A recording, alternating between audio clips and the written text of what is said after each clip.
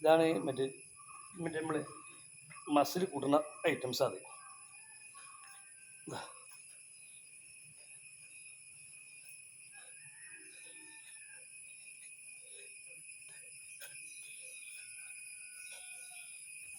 തൊപ്പി ഇവിടെ എത്തിക്കുക.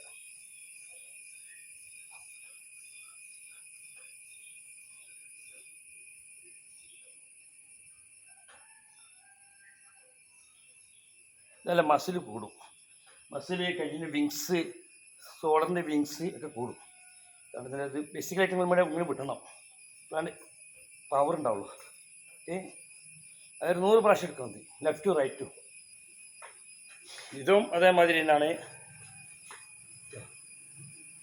അതാ